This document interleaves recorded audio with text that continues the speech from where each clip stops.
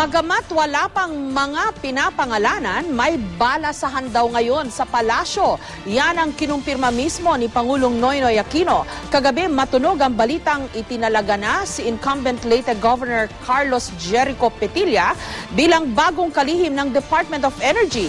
Pero itinanggi ito ng gobernador at wala pang opisyal na pahayag mula sa Malacanang. May report si Teresa Andrada. Wala pang pangalang inilalabas si Pangulong Noynoy Aquino pero sigurado na raw ang balasahan sa kanyang gabinete. There will be some government changes. We'll announce it in the appropriate. Kagabi, lumutang na ang pangalan ni Leyte Governor Carlos Jerico Petilla na papalit daw kay Jose Rene Almendras bilang kalihim ng Department of Energy.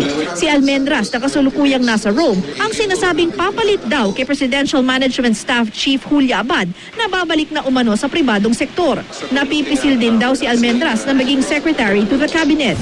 Pero sa isang text message, itinanggi ni Petilla na siya na ang papalit kay Almendras.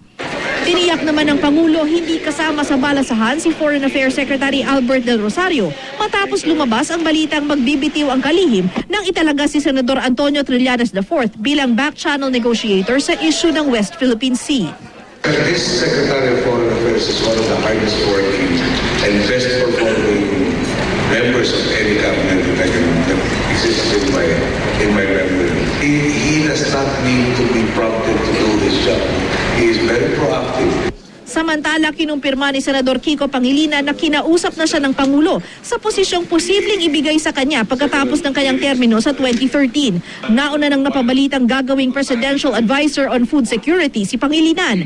Ang isa pang last termer na si Senador Ping Lacson, sinabing itatalaga naman umano bilang pinuno ng isang anti-crime agency sa ilalim ng Office of the President. Nanumpa naman kahapon sa Malacanang si dating PNP Deputy Chief for Administration, Chief Superintendent Arturo Cacdac Jr.